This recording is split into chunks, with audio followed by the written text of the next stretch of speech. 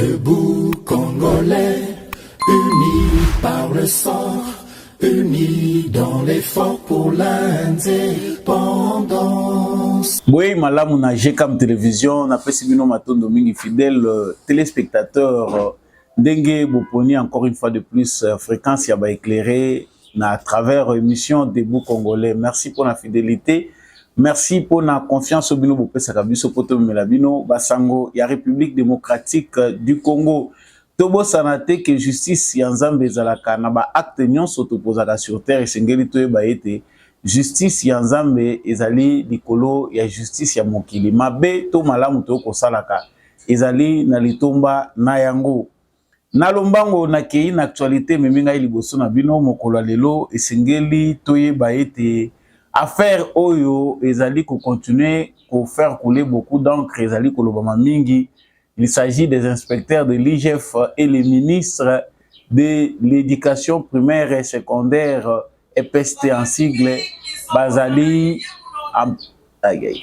Il s'agit des inspecteurs de l'IGF et les ministres de l'EPST Tony Mwaba Bazali Kouela Nini. En tout cas, c'est autour de l'inspection des enquêtes Oyo Bango Bazalaki na kosala mission bapesaki bango pour bakende ko mener enquête na ministère ya enseignement primaire, secondaire et technique de bakendaki kuna mais boyoka nezalaki te lolenge bango baye kosala la mission pe lolenge oyo bayambamaki na bato ya ministre Tony Mwaba. Les gens veulent savoir qu'est-ce qui se passe réellement, qui a raison, qui a tort. C'est dans cette émission que nous allons essayer d'éclairer les grandes lignes.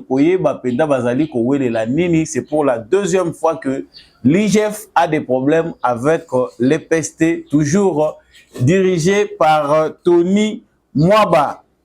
Toujours dans cette émission, nous parlerons aussi de ce qui se passe à l'hôtel de ville de Kinshasa. Jekoko Mulumba réclame plus de 300 000 $. Ya Nyongo a défisa na hôtel de ville ya Kinshasa. Ville ya Kinshasa zakalango na mbongo te. Defaka mbongo non seulement na ba banque, mais tie pas ba particulier. Jekoko Mulumba a utilisé l'argent de ses poches, 300 000 $, sans compter Oyo a utilisé Mikolo Oyo a outil quoi jouer intérim pour moderniser tout peu qu'on a quoi assainir pour rendre la place y a rond-point Willery. En tout cas, c'est au total plus de 400 000 $ que Jekoko Mulumba réclame Bapé Saïe. Est-ce que c'est normal que ville capitale y a République démocratique du Congo ba defa au prix à individu bon comme na poche individu? Nous allons en parler dans cette émission. Toko lobela pe likambo bozali ko tunanga mingi sambolo ngazali ko lobela ngote. Est-ce que bozali ko beta ba Ougandais kara? Qu'est-ce qui se passe avec Museveni? Pourquoi l'armée ougandaise est obligée de jouer un double jeu? Dans cette émission, nous allons parler d'une des raisons qui font que Museveni puisse jouer le double jeu contre la République démocratique du Congo. En même temps, il intervient pour appuyer le M23. En même temps, il est avec les FARDC pour traquer les ADF Oyo Bazali pour torturer la population civile na Ituri.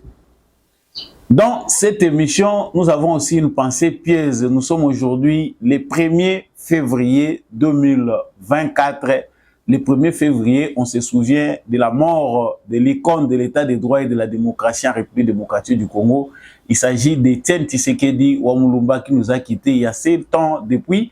En tout cas, Lelo Batonyon So Oyo Bayebi, cette grande personne, c'est vraiment Oyazali, icône Nabiso pour la démocratie en République démocratique du Congo. L'homme qui a appris aux Congolais la résistance. Ezali na messe moko action de grâce ezali organisé en mémoire na yebo komonango awa président de la République pe asilaki kokende pona ko rendre grâce pona âme ya Mouei Etienne Tshisekedi dont on se souvient héritage na ezali ndenge nini. Est-ce que ba héritier idéologique ya Etienne Tshisekedi bazali ko sepelisa peuple congolais? Est-ce qu'il y a de l'avenir pour le parti cher à Etienne Tshisekedi? Ezali parenthèse na biso na kati ya émission oyo ekotonda ba critique na ba analyse en tout cas soki yo poko se plan nango te bongama nango déjà na pesi bino matondo mingi ndenge boponi GCAM télévision pour partager basango ya République démocratique du Congo. Déjà abonnez-vous si vous n'êtes pas encore abonné à cette chaîne, likez et partagez les nouvelles comme vous le faites d'habitude. Merci pour ceux qui nous suivent déjà en ligne. On revient à l'actualité. Makambo eza kokoba se kokoba na République démocratique du Congo ezaka kabola mukina likambo oyo bolwa mukina oyo moyen kopesa bato kimia ezate. En tout cas ba conflit ezaka ka ya bato bazali na politique te mais ba conflit pe ezali entre IGF ou ezali kokamba manager la lingeti na certains politiques.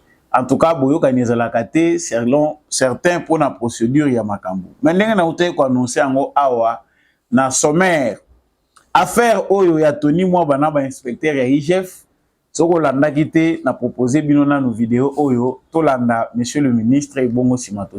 Vous venez dans un ministère, il y a un ministre. Vous êtes des inspecteurs de finances. Vous débarquez dans un ministère qui est géré. La première des choses à faire, c'est se présenter chez le ministre, lui présenter ne serait-ce que l'ordre des missions qui vous envoie dans ce ministère.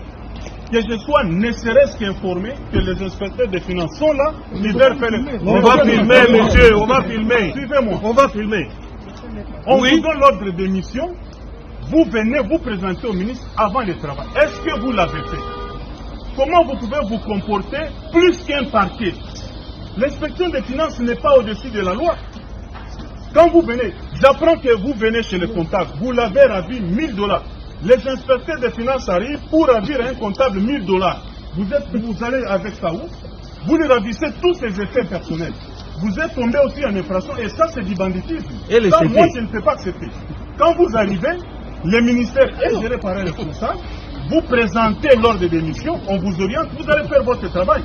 Ici il n'y a pas de voleurs, messieurs, que ce soit les enseignants fictifs, les enfants, tout est en ligne. Alors quand vous venez, sauf si vous avez une autre intention, et je suis informé, là on vous a utilisé, je vous dis mes chers frères, vous êtes en train d'exécuter une sale besogne. Mais ce que je n'ai pas apprécié, c'est ça. En tant que ministre, je suis au bureau, vous débarquez, vous commencez à saisir les choses, vous ravissez. Quel est le mandat du parquet qui vous permet de ravir à quelqu'un 1000 $? Est-ce que Gilles Alinguet vous a demandé d'aller ravir un comptable 1000 $ à main? Si vous avez besoin d'argent, demandez. Les effets personnels, vous confisquez. Vous demandez à un service, pour qu'il y ait dépenses, il faut votre autorisation. Est-ce qu'il y a un problème? Dites-moi un peu. Là, il y a un problème. Un inspecteur des finances n'est pas au-dessus de la loi. Vous n'avez pas appris qu'il y a eu un détournement ici pour faire ce que vous faites là et vous commencez à faire du théâtre et vous avez exagéré. Je crois que là, la justice va s'occuper de nous tous. Et vous avez exagéré. Commencez par remettre les 1000 $ que vous avez ravis à un agent de l'EPC. Si on vous a envoyé dans la mission, moi je ne suis pas informé, vous ne m'avez pas vu. Donc je ne représente rien pour vous à l'inspection des finances. Et ça c'est de la mauvaise foi. Commencez par remettre les 1000 $ que vous avez pris chez un agent. Et là je vais aussi appeler la justice. Ça va se passer comme ça. Et ça, je ne peux pas trouver. Et les chéquiers du comptable, ils ont eu même les chéquiers. Vous allez parler comment, monsieur? Est-ce que vous savez qu'il y a un ministre à la tête du ministère de l'Économie? Lui nous dit qu'il dépend de la présidence. Vous avez parlé quand même. Je ne suis pas votre ami. Suivez-moi, monsieur. Suivez-moi, monsieur. J'ai dit ici, le parquet va vous prendre aussi. Vous n'êtes pas au-dessus de la loi. Oui. Vous avez ravi des effets personnels des gens et ce n'est pas normal. Vous n'êtes pas au-dessus de la loi. Et là, vous êtes venu créer des problèmes dans un ministère où il n'y en a pas. Et je suis informé, on vous a envoyé, je suis désolé. Le parquet va aussi vous entendre. À quel titre et sur base de quoi vous avez ravi des effets personnels à quelqu'un. Et c'est un cas de flagrance. Hein. Tous nous allons partir avec vous. Quand je dis nous sommes des fonctionnaires, vous entrez dans un bureau comptable sans que vous puissiez passer aux autorités hiérarchiques du ministère. Ça c'est faux. Quel fonctionnaire que vous êtes? C'est la première fois. Hein? C'est la première fois. Vous croyez que c'est vous-même qui faites des missions? Voilà. Pour la bayebi ete oyo bolandi wana azali kugangila wana azabana na ete ezande ba inspecteur ya IGF. Mutaza koloba c'est bel et bien le ministre ya EPST, enseignement primaire, secondaire et technique, ye wanande Tony Mwaba boyo kaka Tony Mwaba. Tony Mwaba azali nakanda, en tout cas bomoni que nakati ya vidéo wana, il n'a pas donné le temps na batuana pe baluba. En tout cas, il s'indigne que le lenge oyo ba inspecteur ba yeli na kati ya ministère na ye façon oyo ba procéder ezali dignité. Il ne doit pas se substituer aux OPJ. Bango bazali na mission na bango, mais il faut pe ba respecter procédure administrative selon ye. Boye bokomi na autorité oyo azali ko kamba ministère wana yende a orienter bino. Selon se dire na kati ya vidéo ndenge bino nyonso bolandi. En tout cas, selon ye ba inspecteur ya IGF oyo tomoni na kati ya bilili ba ye ba koti na ndenge na bango na ndenga makasi, ils sont allés plus loin pour extorquer même l'argent ya ba agent na bango kuna na ministère comptable na bango bazui $1000 na ye babandi ko saisir ba dossier sans que baleka na ndenge sengeli. Est-ce que bazali na droit ya kosimba oyo ezali ba bientôt pe misolo ya ba agent et bongo soki bango balobi que mbongo na bango biloko na bango to pe bakosi ke mbongo wana ezalaki ebele ezalaki ndenge balobi te wana ezali ba fait. La seule version jusque là officielle oyo biso toza nango yango oyo, c'est cette vidéo publiée, filmée par les gens du ministre Tony Mwaba. En tout cas, bango bomoni ke ye mutu aza ko filmer, ye pe mutu atindi batu ordre baza ko filmer, ndenga aza ko gangela ba inspecteur wana azali ko yebisa bango erreur oyo basali. Il n'a pas donné ne fût qu'une seconde pour biso pe ba mususu tozala na idée claire de quoi il s'agit. Est-ce que Batouana bazana raison to bazana tort? En tout cas, Moutou azali juste une analyse naïe a koki déjà coupé sa conclusion sur base ya ba propos ya ministre. Ça c'est ce que le ministre a dit. To moni ke moko azali na katikati attitude na bango ndenge toza ko landela bango. Les autres sont sereins. Ouais azana katikati vraiment azalaki na intention yepé à rétorquer pour à se justifier, mais le ministre ne lui a pas donné ne fût qu'une seconde pour aloba pe ya kanisa akokai koloba naza moninga na ote je suis pas ton ami agangeli bango lokola bana mike devait y à s'épuiser na makamunyo so ezaki na makanisi na ye yango ya bimisi. Les gens nous posent cette question parce que awa il faut tout analyser ba fait en toute impartialité. C'est pas pour la première fois qu'il y a des altercations entre l'IGF et le ministère de l'EPST dirigé par Tony Mwaba. Ceux qui ont se souvenir, ils allaient dans le dossier à Verdos. Dossier wana est opposé qui toujours Tony Mwaba, na inspecteur, il y a IGF général Ezali Gilles Alingeti. Tony Mwaba a parlé de l'acharnement, dossier wana tu veux que et Komagati est pas président de la République, et ça dossier mokri ça là qui l'ont fait. En tout cas, c'était une bataille. Le rôle du journalisme na Congo, ils allaient nango journalisme moko terme mango technique pesa ko kimanga. Ba futio obandi ko loba biloba loba. Donc il y a des influenceurs aujourd'hui qui s'associent aux journalistes, c'est-à-dire ministre, topé organisation, topé entreprise moko publique. Motona mutu pour fonctionner bien dans ministère na yo, topé dans entreprise publique na yo. Il faut avoir un influenceur na yo, na ba communicateur au bazar qui na cause na yo. Comme ça, dans ces cas, ceux qui vont attaquer yo, déjà vous avez sur la place publique ou dans les médias des gens déjà préparés pour nous défendre yo. C'est ce qu'on a l'habitude de voir. Il faut comprendre que tant on a Hollanda banalise, tout pose d'actualité na Congo concernant un ministère, tout peut concernant entreprise publique moko songolo pakala. Soko yo qui journaliste azali couper ça ba détail, ba affirmation. Ça là nous mwambango yeba est-ce que journaliste wana azali mutu ya ministre to azaka journaliste azali ko analyser makambo. Batekali muke ba journaliste oyo to pe ba communicateur oyo bazali associé na ministère moko songolo pakala to entreprise publique to pe autorité moko songolo pakala. Ça c'était pour moi récapitulatif par rapport à ce qui s'est passé. Ce dossier-là a été clos dans la difficulté belé. Tony Mwaba n'avait pas respecté qu'il avait tort dans le dossier à Veridos. Projet la Linguette et Tony Mwaba avaient les intentions. Ceux qui a intervenu qui étaient Bongo et la détourné et belé. L'IGF n'agit pas seulement pour Nakoya pour enquêter ceux qui déjà détournement Ezali, mais l'IGF peut agir de manière préventive. Je ne vais pas vous faire passer beaucoup de temps tous les dossiers tous les lots. Parce que Ezali deuxième fois un dossier où Ezali opposé IGF na ministère ya EPST et Bima. Naï nazali d'abord qu'on s'est concentré avant la porte na ba dossier sur ce qu'on a vu fait au biso to moni Ezali vidéo oyo tourné au ministère de l'EPST ba télémissi 3 inspecteurs ya IGF bazali ko filmer bango. Je pense que c'est sur ordre du ministre. Baza ko filmer bango, bazu vidéo ango ba tia ngo na ba réseaux sociaux. Moi, je ne peux pas donner d'abord raison dans ces conditions au ministre de l'EPST. À quelle raison yoko kiko filmer inspecteur, même s'ils ont un vice de procédure, basali mabe, mais basali na autorité na bango, ou yatindi bango. Comment okoki kozwa bango, yo moko se faire justice pour na ko filmer bango, ko bloba oyo yo la kisi biso kozwa na raison. Nakati tozo yoka ministre ndenge moko azade ako se justifier. Nakati ministère nanga ba détourna te. Nous ici ce n'est pas le ministère où on détourne l'argent, nous faisons bien notre travail. Wana ezali oyo yo za ko relater. Oyebisi biso ke na EPST ba yibaka te ba détourna te. Ah oui, on vous concède. Mais nous n'allons pas vous croire sur parole. L'IGF est là pour ça. Nous avons progressé dans l'analyse. Déjà, il y a une erreur où ils ont déjà glissé cette vidéo sur la toile qui ne crédibilise ni le ministère de l'EPST, ni encore moins l'IGF. Dans bas propos, il y a ministre, il s'attaque déjà à l'IGF Oyo Bazali.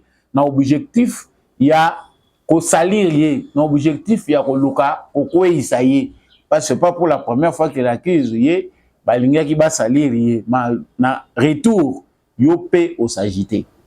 En tout cas, moi, ce que je relève déjà dans kati ya ma solo ndenge tulandi d'abord vidéo wana, ezali agitation mingi ya ministre Tony Mwaba.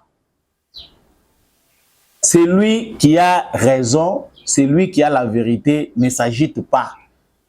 Tokyo yebike en âme et conscience, bato ndenge bazakoya, bazana bango ne loko mabeo bakokuta wate. Même si façon ba yeli eza bien te, il y a toujours une façon digne. Il y a comme ça là pour que yo peut tomber en erreur na bangote. Nous on suppose que batouana ba une intention à mabe parce qu'en politique il y a des coups bas qui se font.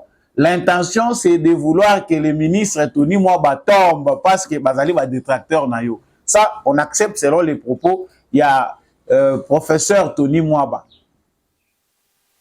Mais agissement na yo ezali kolakisa quelque part que ozali agité. Et que la manière dont on a agité, c'est que ça n'a likambo ou ça ne cloche pas. J'aimerais ici vous rappeler, chers téléspectateurs, Borumitou na bazak où il est là, nini, ezali na dossier moko munene na ba affaire où ezali kokabola bango, affaire où ezali kokabola bango, ezali affaire ya enquête moko où esengeli esalima parce qu'on dit que l'argent est détourné na ministère ya EPST. Ezali bambongo oyo il faut bapesa ya ba prime. Mais bambongo wana ekomi na destination te. Tellement ba milelo ezalaka mingi moni bato balelaka se na kati ya ministère topé na entreprise publique et comme akati pas ba konzi même de manière indirecte. C'est ce qui a suscité que bakende kosala inspection na ministère ya EPST. Bon, ça c'est ce que les professeurs nous a dit d'abord au départ, yé aza contre banquette, mais façon bango ba yé les ayangote. Bon, bango pe, est-ce que bazali na droit ya koya kosalo bango basalaki, il faut tout temps makambo e komami balobi nini concernant batu oyo baza koya ko enquêter. L'article 12 oyo ezali ya oyo ezali ya modification peza ko compléter article 1er ya ordonnance numéro 23/117 17 juillet 2023 modifiant et complétant l'ordonnance numéro 87/223 du 15 septembre 1987 portant création de l'inspection générale des finances en abrégé IGF, tel que modifié et complété par l'ordonnance numéro 20/137/B du 24 septembre 2020. Les inspecteurs des finances effectuent leurs missions sur place et sur pièce. Toutefois, pour la préparation de leurs interventions, les inspecteurs des finances peuvent requérir un accès distant permanent aux bases de données professionnelles des services soumis à leur contrôle. Porteurs d'un ordre de mission, ils ont le droit de se faire présenter sans formalité protocolaire quelconque toute pièce et tout document nécessaire à l'accomplissement de leur mission. C'est une partie prise. Il y a ordonnance, loi, oyo ezali ko orienté fonctionnement ya IGF. C'est-à-dire bato oyo bazali pe na lolengi o bazali formé pour basala musala na bango. Ce ne sont pas des gens qui viennent avec leurs propres règles.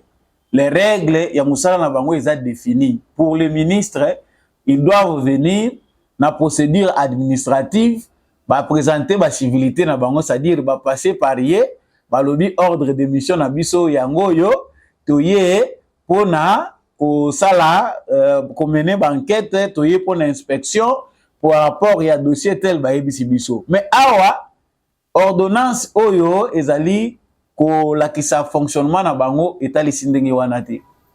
Parce que soki chaque fois ba ko senga ke baya ke pai na yo baya ko informer yo que bango il faut ba enquêter topé ba sala inspection boko zo ba disposition ceux qui bongo ba ko sala musala moko te. Nous sommes dans un pays où les gens s'arrangent de manière à cacher leur détournement, à cacher façon ba yibelaka.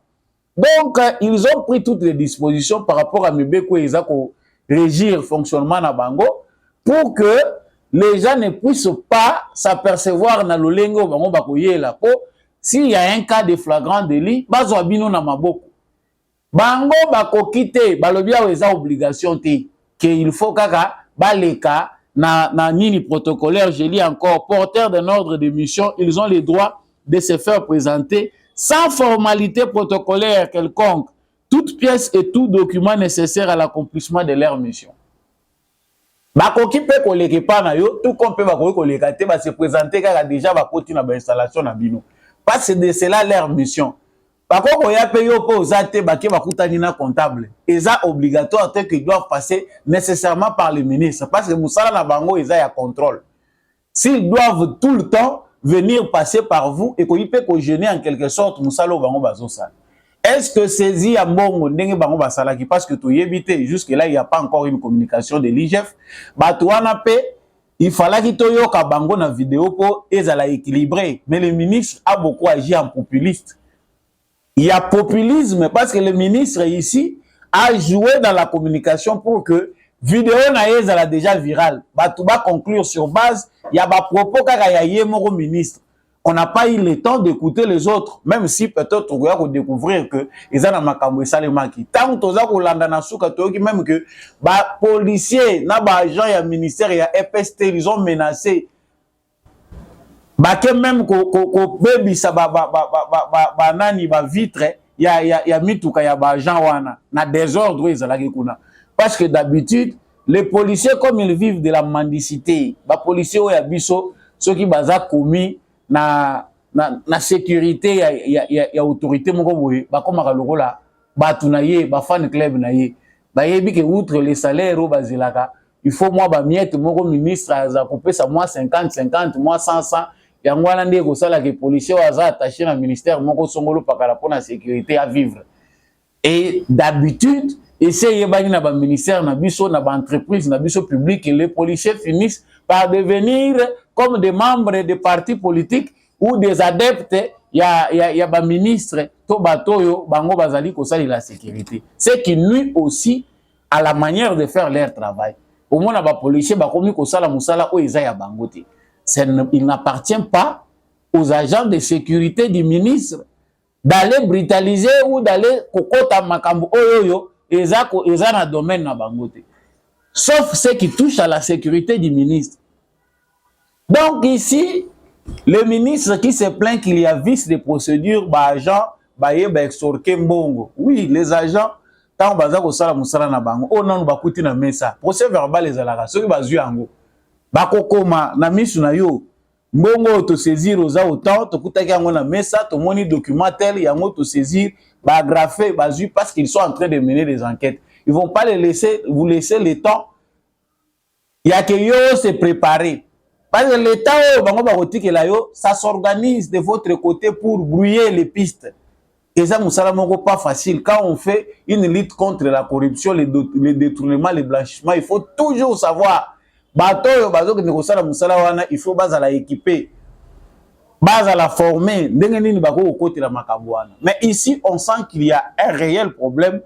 Et ce qui soulève aussi, quelque part, les ministres, il y a EPST Tony Mwamba, ils allaient payer important que ba loi na biso ba vendre la mingi likambo oyo ya IGF pour voir qualité ya ba ko définir clairement les inspecteurs de l'IGF oyo bazoke ne ko sala musala na bango baza ba OPJ toté parce que na caractère na bango selon ordonnance loi oyo ezali ko orienter fonctionnement na bango ils agissent comme des OPJ.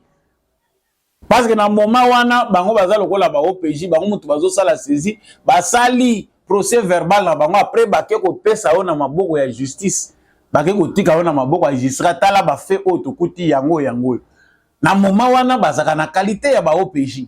Bon, professeur P azali P homme de droit na niveau na ye, c'est aussi un avocat, il maîtrise aussi les choses à sa manière.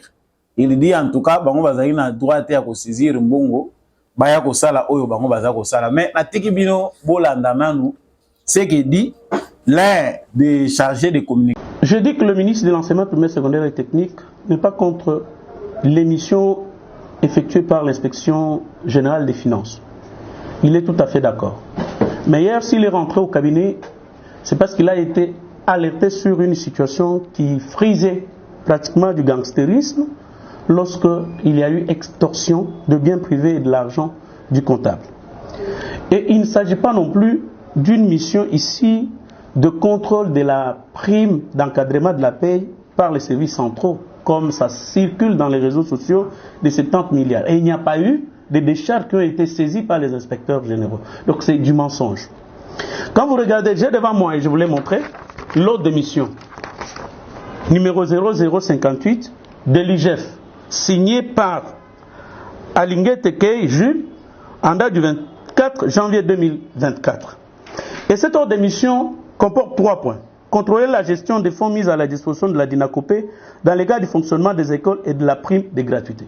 La réponse qui leur avait été donnée, c'était que cet argent n'arrive pas à la DINACOPé. La DINACOPé n'effectue que les contrôles physiques pour savoir qui sont en vie, qui sont morts, qui sont déserteurs.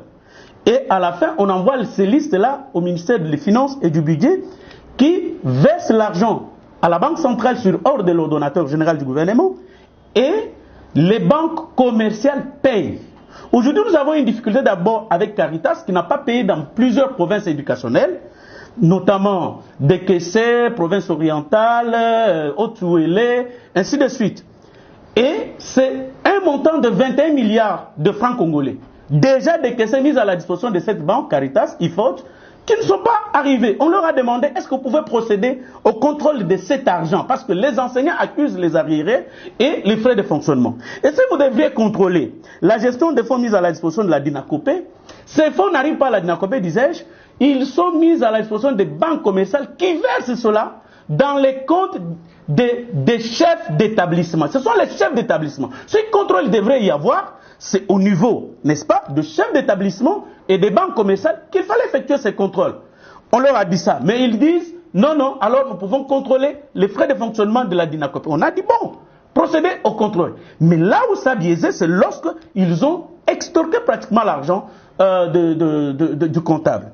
Deuxième point à l'ordre de l'ordre d'émission, contrôler la perception et la gestion des différents frais de participation de finalistes à l'examen d'État. Vous savez qu'il y a 4 ans, c'était Jules Alinguette qui avait alerté qu'il y avait tentative de détournement de 16 millions. Et depuis lors, on ne paye pas les intervenants à l'ENAFEP 4 ans. Et le ministre de l'enseignement primaire, secondaire et technique, le professeur Tony Mwaba, doit procéder par d'autres mécanismes pour que les inspecteurs corrigent. Et ça va vous rappeler ce qui nous est arrivé pour l'examen d'État de la session de l'année passée. Et lorsqu'il veut encore intervenir dans ça, c'est pour perturber l'organisation de l'examen d'État. Et troisièmement, c'est enquêter, établir les responsabilités sur les irrégularités. Cette mission a pour durée 6 mois. Et pendant 6 mois, on ne peut pas dépenser sans l'autorisation de ces inspecteurs qui sont envoyés. Donc c'est pour vous dire, le ministre n'est pas contre les contrôles, il est bien d'accord, mais c'est lorsque ces inspecteurs sortent de leur objet de la mission pour aller ailleurs, c'est là qu'on comprend qu'il y a un acharnement. En effet, nous étions déjà informés depuis la semaine passée qu'on va mettre les pots de banane sur le chemin du professeur Tony Mwaba, dont le poste à l'enseignement primaire, secondaire et technique est envié par certains membres du cabinet du président de la République. Nous le savions et donc nous sommes déjà préparés. Nous promettons de répondre à tout ce qui sera dit. Nous connaissons la force de l'IGF en termes de communication et nous allons revenir pour vous donner d'autres détails. Voilà, comme vous venez de le constater, en tout cas, on a évité ceux qui lecture nangai naza kosala analyse nanga naza kosala ya malobandeko asili koloba. Nazali na tendance à reconnaître que la précipitation, l'agitation au sein du membre du cabinet du ministre de l'EPST. Tolobite Kaibi. Parce que là, tu l'as dit déjà, se justifier. Vous savez qu'il n'y a rien. Basimité, mais qu'est-ce qui fait que Bozala si agité Bongo? La question ici n'est pas d'ailleurs dans ce dont ils viennent enquêter, parce qu'ils ont la conclusion, mon côté, ils ont mis que balobité que bino détourné. Ici, et là, vous savez que bison stoye bagezali na enquête moko bazako sala na kati ya ministère ya EPST, ils allaient vidéo et salamina professeur ministre ya EPST Tony Mwaba. C'est ce qui fait que bisoto découvrir. La justice, vous n'allez pas la faire vous-même. Binote Moutuboko prêcher biso, ce n'est pas dans les communications, en multipliant la communication, en faisant des communiqués que Tony Mwaba aura raison ou bien l'IGF, l'inspecteur Naïba Kozala a raison. Il faut que les enquêtes continuent Basala Moussala na Bango pour qu'on puisse savoir qu'est-ce qui s'est passé réellement.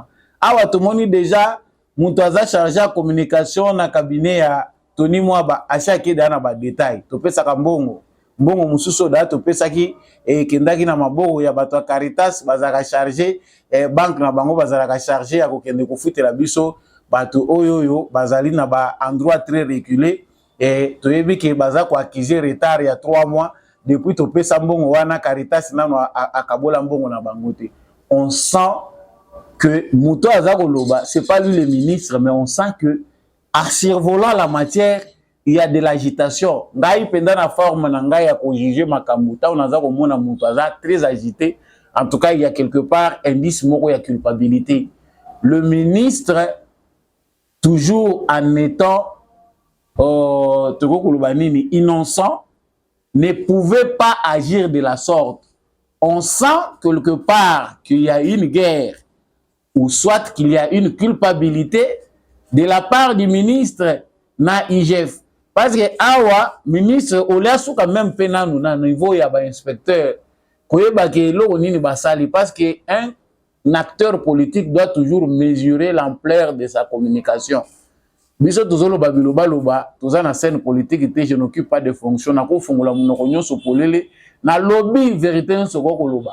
Mais tant où aux acteurs politiques cause à la raison, aux à la tort, il faut toujours savoir qu'est-ce que je dois dire, qu'est-ce que je ne dois pas dire. Dire pour se justifier, oui, mais qu'est-ce qui doit être dit? Na moment oyo batu bazalaka pe ba ennemi ya IGF. Bato yo ba mona la IGF aza ko sala bango ombrage, ba communicateur na bango baza debout pour salir Gilles Alinguette. Et comme guerre ya ba clan qu'il y a déjà utilisé qui utilise l'IGF na Gilles Alingeti pour na kokweyisa bato mususu. Il y a des gens qui viennent avec des affirmations gratuites. Non, ezali na bato moko na cabinet ya président bazui baza na makanisi ya kozwa kokweyisa ministre Tony Mwaba yango baza ko utiliser Gilles Alingeti pour aider bango bakweyisa ministre ya EPST. Bandeko na ngai tozala calme, pe tozala clair maintenant, soyons justes. Chez nous, on dit bakubanda kabakusangani. On peut te critiquer, on peut dire de mauvaises choses sur toi, mais qu'on ne te trouve pas en train de faire ces choses-là. On peut dire de toi que tu es un voleur. Tant qu'on ne t'a pas attrapé voleur, tant qu'on n'a pas trouvé un endroit où tu as volé, en tout cas, tu restes quitte. Mais quand vous vous agitez,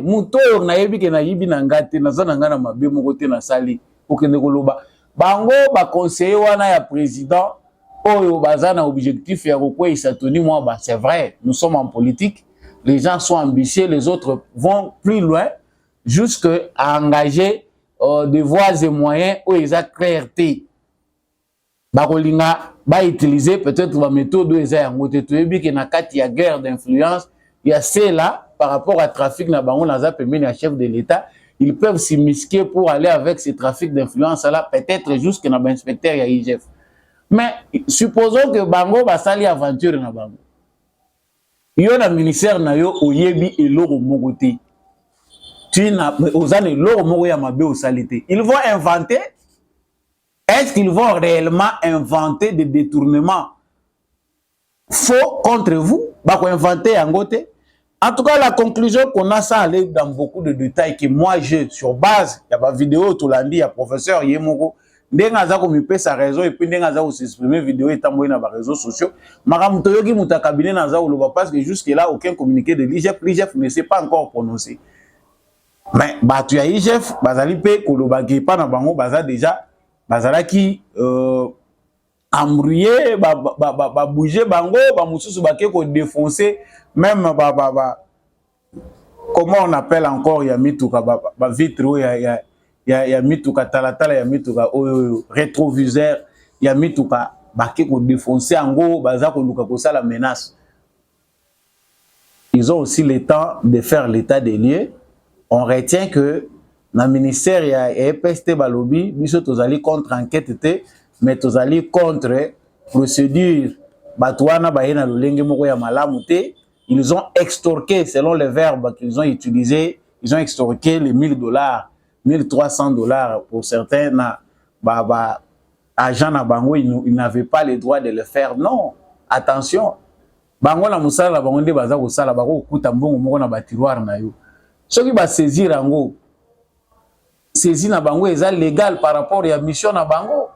Ba fait ba preuve nanu bango baza okuta o devant mesa ndengo travail ba ko pe ko saisir ango ezali ba élément d'enquête tant yo okende po se justifier tant ba tout na yo bon tukuta ki ba billet moko ya sika $1000 ba ezali po ça ilango ni tu peux aussi dire ce que toi tu penses ah te moni $1000 wana ezala ki boye ba dollars oyo nazwa ki ezali mbongo ba pesa ki nga euta ki boye. Il y a des éléments des informations qui viennent à travers des faits des saisies ya ba biloko wana.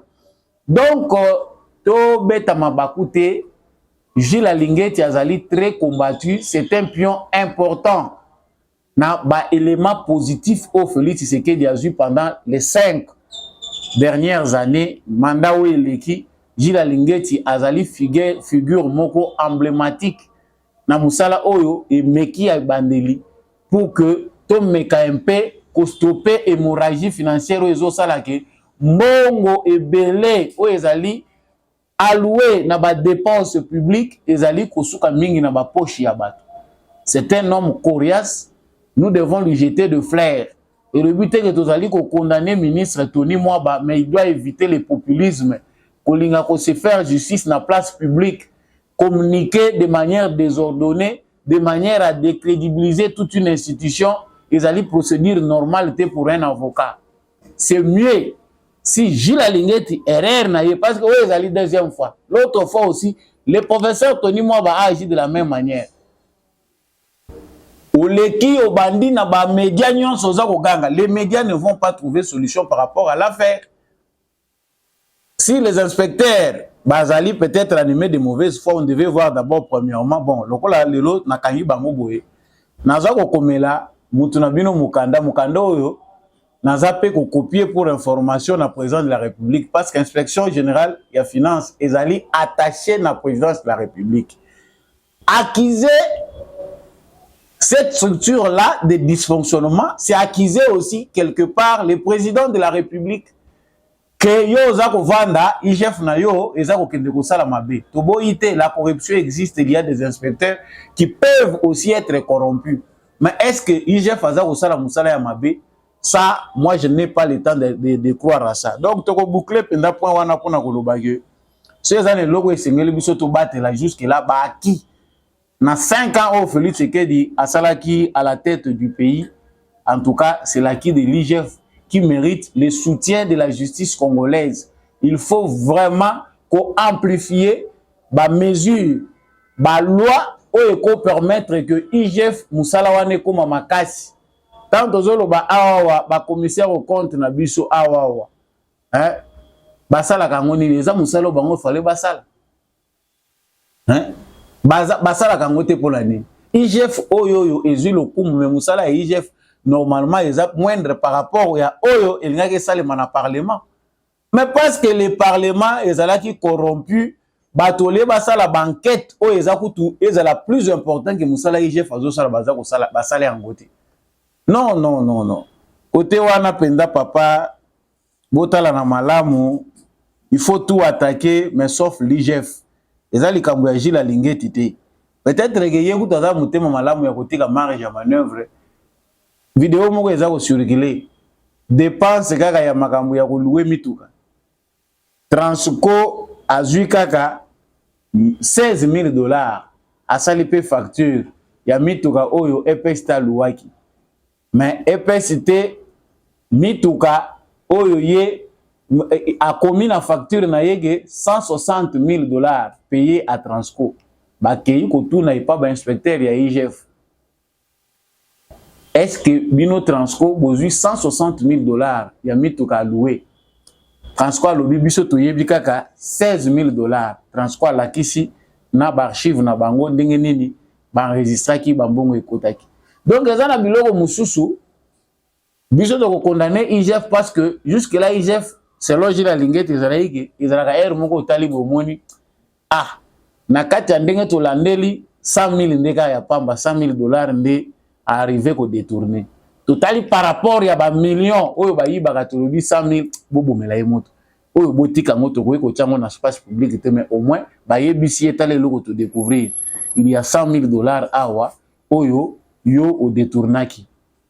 Donc moi je pense que côté wana papa Lingeti beta lisusu sete poeza la lisusu malamu koleka $100,000 c'est beaucoup. 80,000 c'est beaucoup. Tant aux autres que la rabango dès le début comme ça ils vont penser qu'il y a une marge normale. C'est-à-dire na caisse à l'état ceux qui n'a détourné na 100,000 ils a détournement té. Yango ozomona bazako réclamer azo seré biso mingi ozomona zolandela na bambonga ba 100,000 bambonga ba 200,000. Non, c'est des détournements sous d'autres cieux même 20,000 10,000 ils a détournement. Bukela ndenge nini kozwela mais na forme oyo lingo kozwela wana te. Zoya yango na ba dépenses ezali alloué na yo moko. Mais pas na ba dépenses ezali public koni. Ah toza ko loba wa to loba ki yango wa. Camère aujourd'hui est très content. Bazolo bango eza acharnement. Bokanisi biso to bosana te. Bazolo ba eza acharnement contre Camère. Mais quand on a te continue na procès à 100 jours, on te découvrir que papier ram ya papier duplicateur au biso to somba na cité zaye ko somba $5. Et pas ya l'état ils la rendre $20 oyo bango bakomaka voire $50. $5 mais ba musu bakomaka ngo $50 pour na ram moko soit $20. Talama no marge wana. Donc pour na bino ba dépenses publiques il faut ezala kaka folle.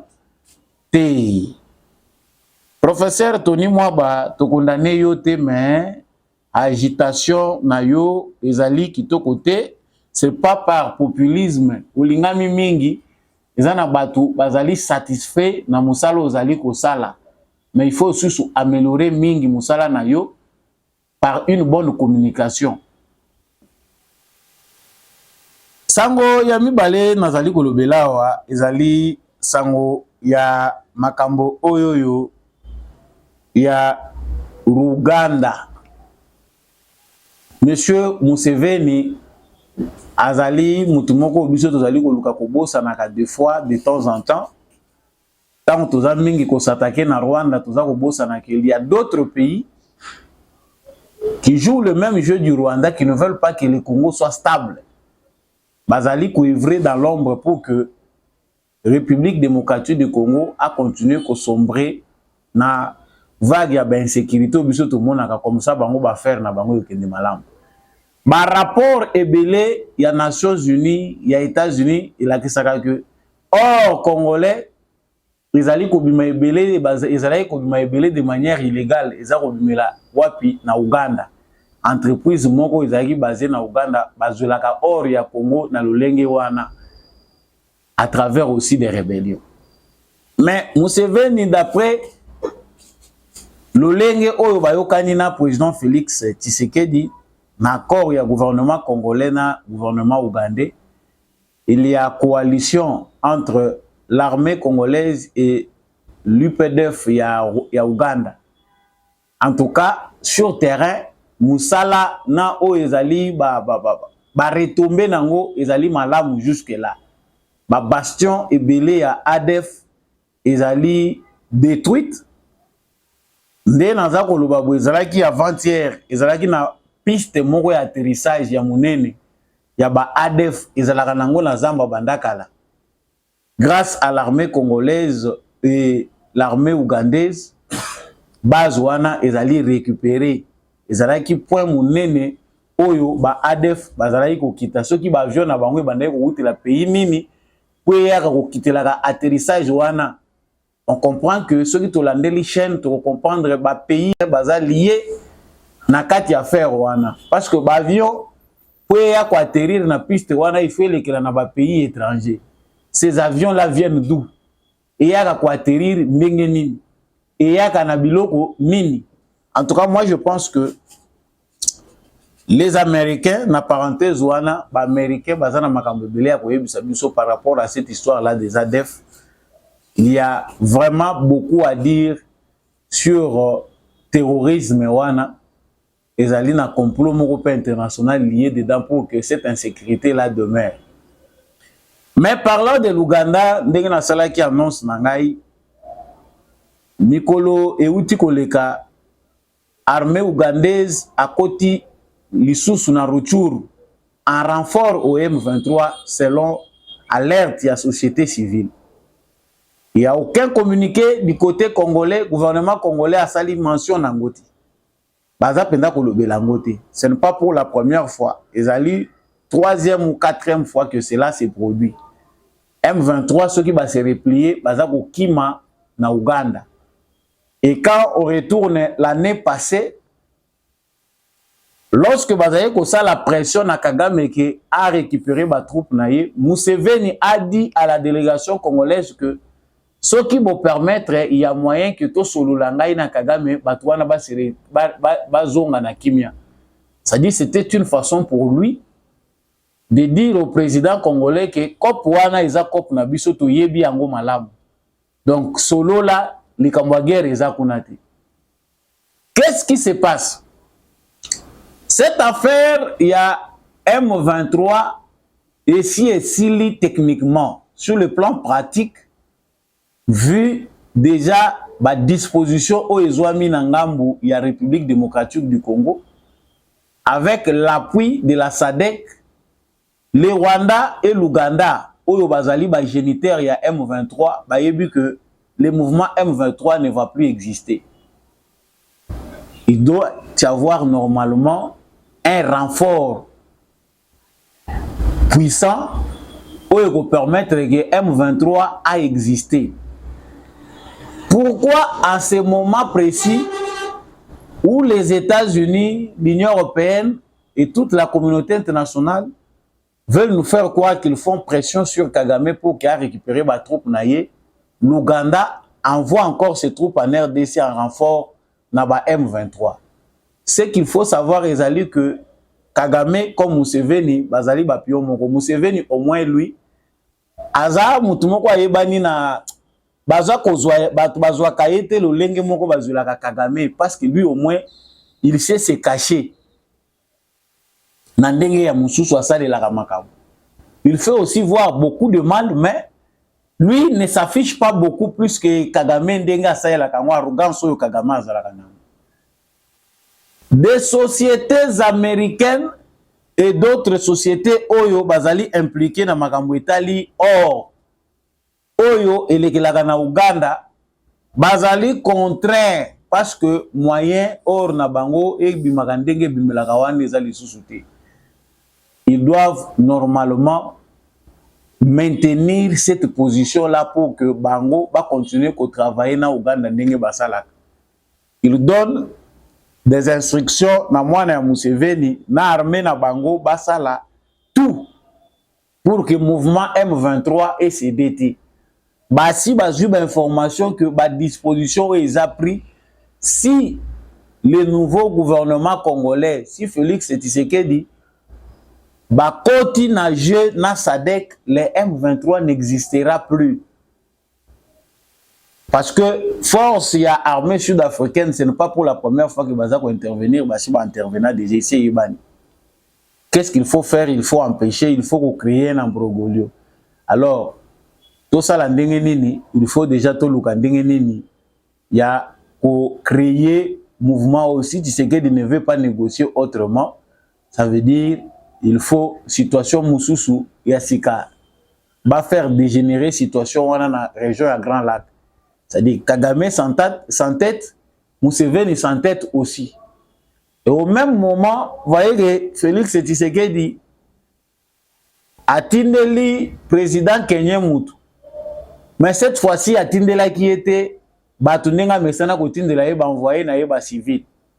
Tshisekedi a envoyé le général John Chibangu. Il paye à président kenyan. C'est un message important. Et ça un message très important pour éviter. Qu'est-ce qu'il a dit clairement? Mais Balobi non, il a une question à ma sécurité. Ça dit le ton a changé.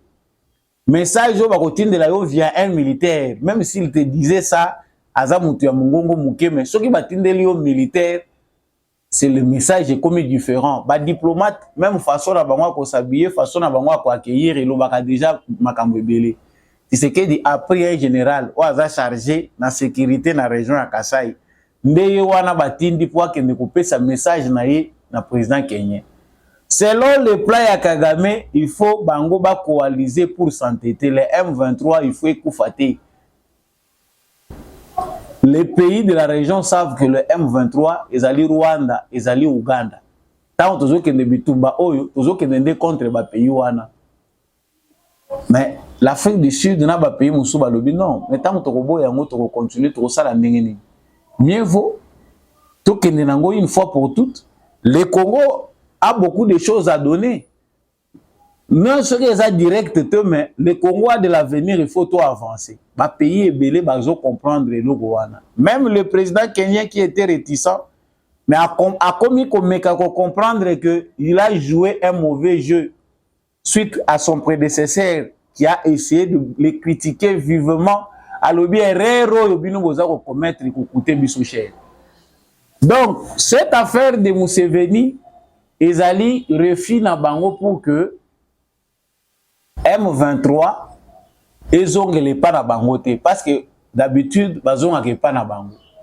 Soki bana oya ba M23, tous ces gens là oya ba M23 baza obligé que bakende kozonga pas Kagame, bazonga pas Museveni, c'est l'insécurité qu'ils vont ramener chez eux.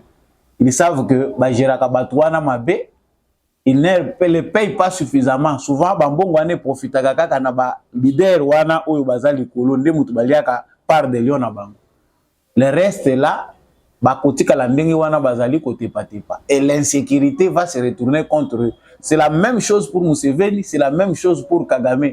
Ayebi que suka ya M23 ba ndeko na ye moko batuti na batu wana ya utiliser na mouvement wana bako balukela ye. Donc l'actualité est en continu. Le jeu double de l'Ouganda ezali jeu à survie. Museveni le sait bien que il ne s'agit pas seulement du régime de Kagame, mais ezali bango nyonso liés. Leurs destins sont liés. Si Kagame partait aujourd'hui, Museveni aussi ne va pas durer. Tosuki si na makambo ezoleka na hôtel de ville avant de rendre mémoire na Etienne Tshisekedi pe vraiment à son âme. Hôtel de ville à Kinshasa et comment on défend bon même ya ba poche bato. Mukanda o boza komona eza mukanda depuis décembre azali osenga mbongo na ye na gouverneur à ville à Kinshasa plus de $300,000. 300,000 balles. Wana sikoyo ba défi suna ba banki te mais ebimi na poche ya Jekoko apesi. Bandeko na ngai ba kinois oyo bolandaka biso. Sommes-nous réellement vivants ou nous sommes des hommes morts? Biso tozo kanisa ke toza penda solo vivant. Ville monene lokola ville ya Kinshasa eza na ba opportunité belé en termes de recettes. Ce qui lelo autorité à l'état ezali bien rétabli na ville à Kinshasa, l'état congolais kozwa mbongo ebele. Leo na vande esika na futela kana moni baza koyelanga papier moko o signawa contrat de bail bino nyonso ba locataire o bozalaka epa na ngama makambo ekomi sérieux, il faut to futaka mbongo wana de manière régulière. Mon bailleur sérieux qu'il est. En tout cas biso nyonso to se faire enregistrer na bambongo na biso to futaka. Donc bako banda ko pesa 10% na mbongo nyonso yoye azwaka na ba revenu na ye locatif. Et ça versé comme un impôt et pas à l'état. Sikoyo umoni eza ko kende progressivement banda ko coincer mingi bato bazali kolo côté à centre ville baza ko poussana nango pour que toute la ville de Kinshasa puisse être couverte par ce paiement là d'impôts. Mbongo angolo lenge ezali utiliser le lenge eza ko sale matolobi quelque part Gilles Alingeti 2 poids 2 mesures. Banquette oyo ezalaka mené na ville à Kinshasa. Toyeba suite nango clairement te. C'est que Kinshasa ezalaka bien géré. Tu comprends pourquoi bangango baza na Kinshasa baza makasi koleka mutu nyonso na mboko. Mbongo ya ville ya Kinshasa ezouta na poche Jekoko 300,000 balles na eza mbongo mapango moko lupango moko voir mi balles mi satu na ba commune mususu 4 5 6 na ba commune mususu c'est des grandes concessions. Mbongo ya Jekoko acha bolo boyo kanaki boko fouter na intérêt ou bien ya pesa eka par patriotisme. Ah, les gens disent que ezaki par patriotisme nde apesa ki mbongo ni soit za ko réclamer yango. Sans compter 100,000 et c'est côté pe les sous na ba na makambo asalaki na wileri na ba travaux publics eza lancé ndeko Jekoko l'état basungaka ndenge wana te. L'état oyo bakoma kosungaka na mbongo ya poche eza l'état ya kokufa. L'état comme ko vivre na mbongo ya poche ya ba individu banki kutu te mais individu. Mais c'est eza tozo ko kende wapi? Tozo ko kende wapi? André Kimbuta tiki banyongo ebele na ba banki likolo nango na ba fulu. Ngobila aujourd'hui s'il partait parce que c'est jusqu'en avril pour tous les gouverneurs Yassika. Je me demande les mois où était calé le bosso ce qui 2 mois où les sous les bosso awa to passer ngondenge nini. Qu'est-ce qu'il fera de mieux? Qu'est-ce qu'on va encore voir en ville de Kinshasa? Toyebi angona noté. Bon, heureusement que les Kinois sont ce qu'ils sont. En ce qui si awa na Etienne Tshisekedi wa Mulumba oyo boza komona na kanisi les sous-leaders Maximo. Vraiment, c'est très important que tout le bela Etienne Tshisekedi, l'homme qui a forgé beaucoup de gens en politique, un modèle de lutte pour la démocratie et l'état des droits. Quelqu'un qui a combattu toute sa vie à Tkaliko Simbata Mbelite. Non seulement un modèle pour la lutte pour la démocratie, l'instauration de la démocratie et l'état des droits, les pères, les fondateurs de l'état des droits et la démocratie en République démocratique du Congo. Pour l'école, na yembe fongoli, biso miso. Ba parti politique ou ebele lelo ba komi ko crier ko sala boye. Ezali grâce à l'UDPS Étienne Tshisekedi. Étienne Tshisekedi qui a lutté aussi dans la non-violence.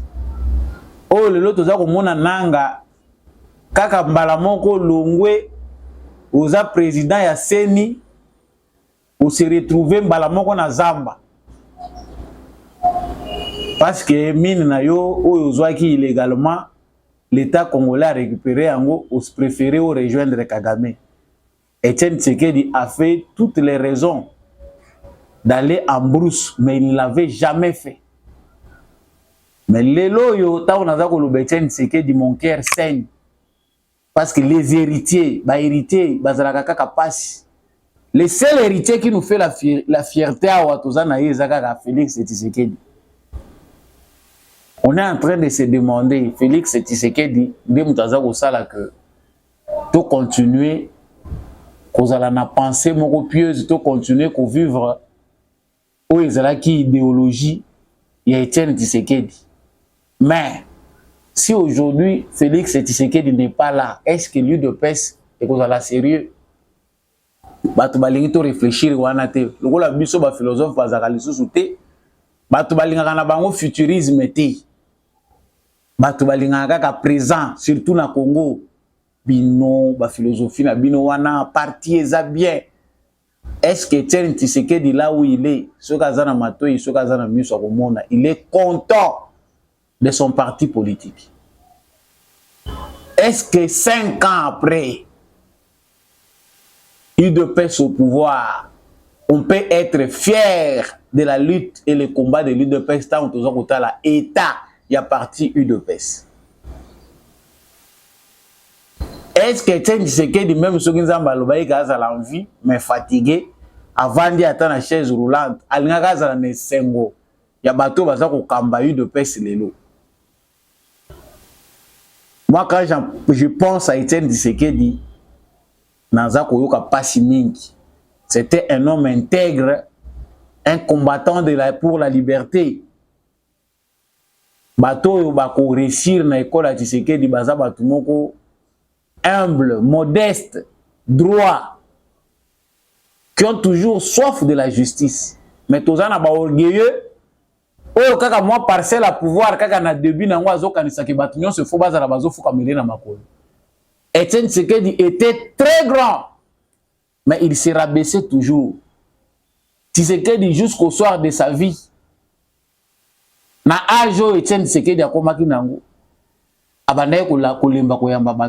On les dérangeait toujours. Mukolo na ajo akomaki. Na ba makambo ebele bandaye ko komela ye sur charge. Et bandaye ko senga pema. Mais il n'avait même pas une seconde de répit. Mutu alali o batu baye ko luka ye. Balobi ba ko yamba te lobi baye lisusu ba ayamba biso kaka. Mais oyo bazali lelo na makasi ba héritier Étienne Tshisekedi, ils ne peuvent plus écouter. Kibongaye lati, ba division, ba querelle. Si Étienne Tshisekedi pouvait entendre, comme disent certains Africains, les morts ne sont pas morts. Étienne Tshisekedi, oh, tout ça qu'on célébrer les lots, est-ce qu'héritage naïe, le seul héritage, oh, avec fierté, c'est Félix Tshisekedi, qui fait mieux au milieu de loups. Félix Tshisekedi nous a montré vraiment qu'il est l'incarnation de son père. Mais pour le reste, c'est une déception. Mais Félix Tshisekedi aussi, c'est un humain. Pour ne pas dire qu'il va mourir, demain, il ne sera pas au sommet de l'État. UDPS, parti cher à Étienne Tshisekedi, à combattre yemoko na obstination à kosakanate, batunyon so balembi, bapanzani, bakei, balandi, ba intérêt mesquin. Il est resté seul, mais toujours attaché à l'idéal. Pour Nangaï, ce qui importe, ils ont été ministres, ils ont été députés, mais que si le Congo devienne un état de droit. C'était un professeur pour nous. Les loyaux, ils ont sonné. Dans aux autres la partie Étienne Tshisekedi, il n'y a même pas moyen d'encadrer la jeunesse. Les moyens sont là, mais est-ce qu'il y a possibilité d'encadrer même les jeunes? Est-ce que le lot à l'école de Tshisekedi, on enseigne aux gens ce qu'était Etienne Tshisekedi, quelles sont les valeurs d'Etienne Tshisekedi? Oh, le lot jeunesse à le lot, il faut les avoir la modèle. Bato Bayebi Etienne Tshisekedi, est-ce qu'aujourd'hui, il y a des gens engagés? Il y a des centres de formation. Etienne Tshisekedi est une bibliothèque qui meurt. La culture, peu de gens ont écrit sur Etienne Tshisekedi.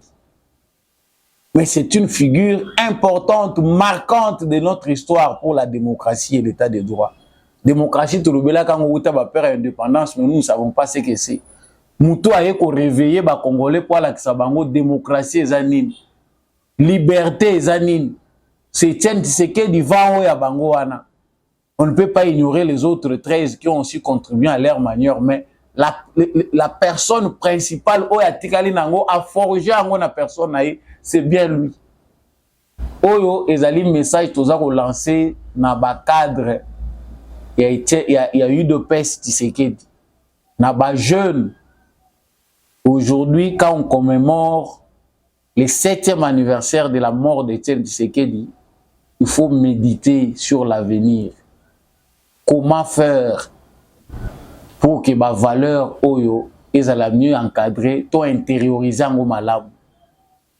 Est-ce que ma jeune y a l'élo possibilité zali pour former bango autour de ma valeur wana. Lui de pèse 5 ans après, toujours au monde centre était ici ka baza ko former. To ngato mon centre moko ata ezana no ya début centre Etienne Tshisekedi. Mutuana ata boza ko futa $500 ata 1000 na mois, mais aza ko lakisa batu genèse ya démocratie congolaise. Batu oyo babundaki po batu lelo tolo ba démocratie baza banani. Il n'y a pas question de ce qu'ils ils étaient nombreux, même si ba mususu ba ekotika ba mususu ba kufi suite ya ba privation et belé ba kutanaki nango. Mais c'est toute une histoire qu'il faut apprendre aujourd'hui aux gens.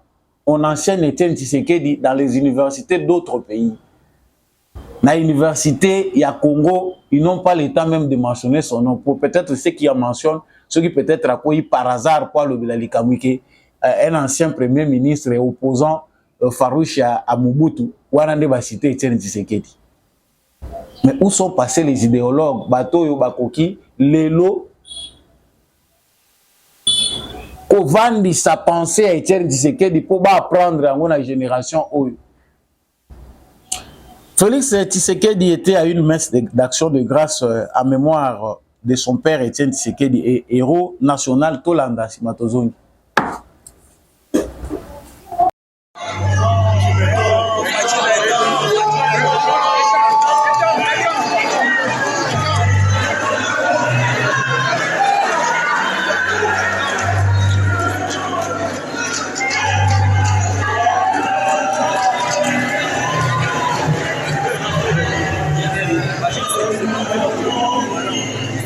Voilà, comme vous venez de le suivre, Wana Ezali Lolenge Oyo Félix Tshisekedi a commémoré 7e anniversaire ya Liwa ya Etienne Tshisekedi, notre maître. En tout cas, que cette âme-là repose en paix. Naba militant pe ba combattant nyonso ya eu de paix. Vraiment bonne méditation. Il faut réveiller Tshisekedi. Tshisekedi ne vit plus à travers l'huile de peste. Et si ça doit continuer comme ça sera une déception totale. Le pouvoir peut passer des mains, mais vous allez sonner pour l'huile de peste parce que Makambo Ekosalema, Ekosala kete que parti et ça la long feu. Et ça lit découragement, je sais qu'il y a des gardiens, bateau ba intérioriser qui malamu, ba leçon, pe idéologie idéal oyo et ça l'a dit que Batouba s'est sacrifié combat oyo et même Batou. Et ces gens-là feront que l'huile de pêche continue à vivre. N'apesi matondo na ndekombi à chako à Zalaki na sima caméra lokola momesano pe na réalisation pour que mission et comme la bino n'apesi botondi n'apôtre Gérard Kabea, merci mingi na Jean-Louis Timbalanga, l'homme de la vérité des urnes. Merci à monsieur le maire adjoint Boniface Mpunga, papa Jeff depuis l'Autriche. Mon vieux Maurice Kikangala, Papa Freddy Ngwama depuis Mweneditu, le lieu d'Ilebo. Merci mingi na Maman Bill Bilonda. Merci à mon vieux Paulin Tika, Papa Kennedy Mukendi. Apa Chabora depuis Hollande. Et tous ceux qui nous suivent, notamment Maman Annie Massamba. Bandeko nyonso bolandaka vraiment Samba Olonga. Je suis content que vous continuez à partager l'émission Nabiso. En tout cas, bon mois, heureux mois de février. Moi, Biso Samba Olonga to botama. Merci mingi. Vraiment, dengue, vous allez continuer à soutenir Biso. Partagez l'émission, abonnez-vous, likez. Et surtout, n'hésitez pas de nous envoyer un commentaire comment vous appréciez cette émission. Ndengeni mtoko kosala kitoke de liboso. Wazalendo na motema FARDC na motema na bomoko pe na bolingo nde Congo na biso ko kende liboso. Tout le monde prochainement na émission mususu.